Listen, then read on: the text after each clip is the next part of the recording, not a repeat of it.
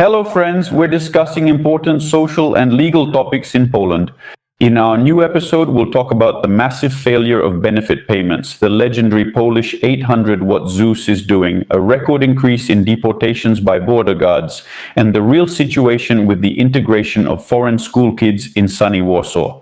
In short, we'll have facts and a constructive analysis of 3 topics. Please like the video and subscribe to the channel right now.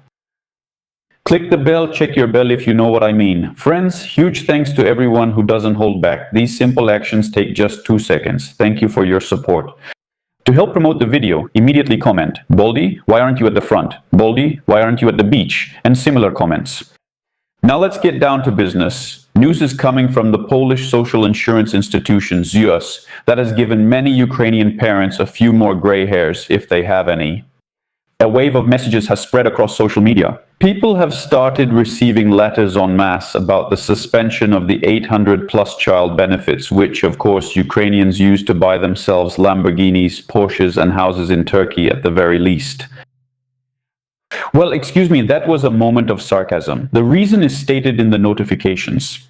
Supposedly, there are discrepancies and mismatches in the border service registries regarding the dates of crossing the border. Moreover, the surprise even affected those families whose child was actually in Poland, never left, and had UKR status. Comment below, friends. Are you receiving the 800-plus payments or having issues? I've already gotten at least 8 messages about this. In the ZUS offices themselves, citizens are told that if the child definitely did not leave Poland, you need to write a statement saying there was no departure and attach it to your documents. However, according to insider information, an interesting detail emerges from sources among the employees themselves. Apparently, the issue was a simple technical glitch in the system, which started sending out these lovely little notices automatically.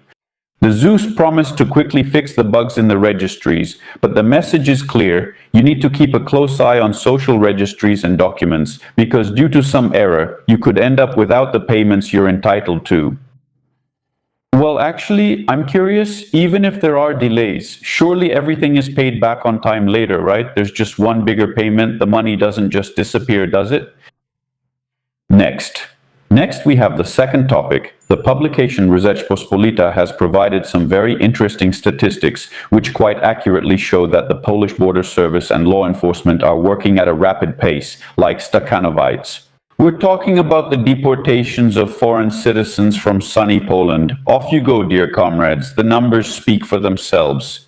In the first half of 2026, 5,640 people were forcibly expelled from the country. To understand the scale, that's 28% more than in the same period last year. And if we compare it to 2022, the number of deportations in 6 months has already doubled the result for that entire year. The peak of activity was in the spring. In March and April, the number of illegal immigrants and violators sent back to their home countries exceeded 1,000 people per month. That is, you understand, right? 1,000 people a month is 30 people a day.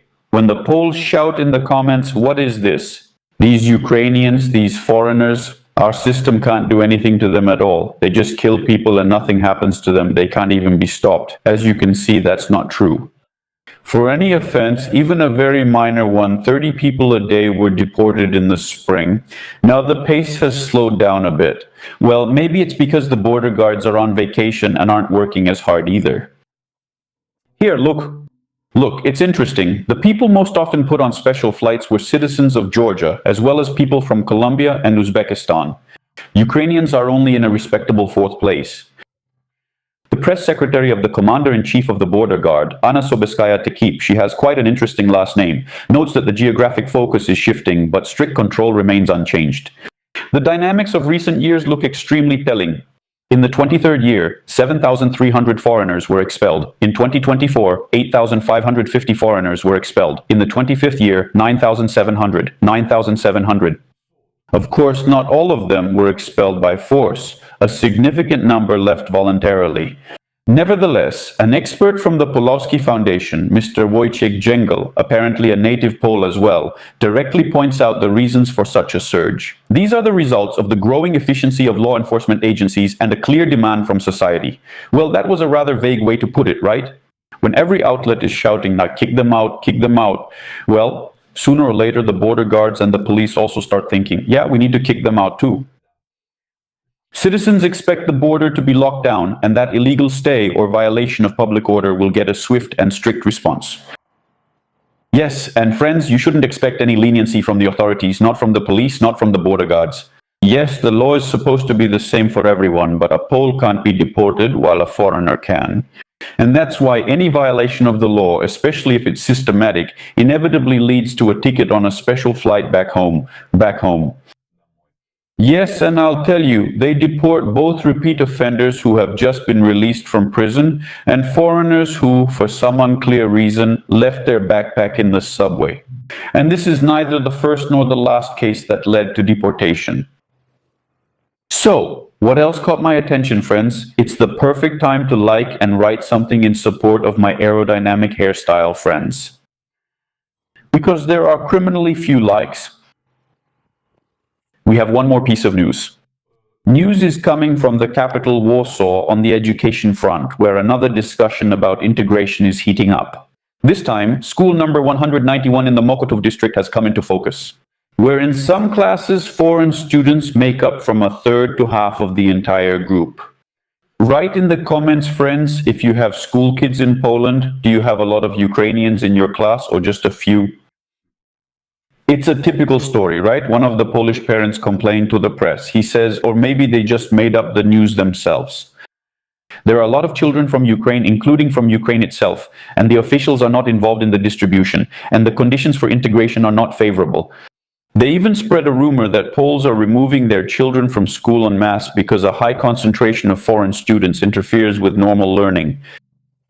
However, the school administration quickly and convincingly clarified the situation.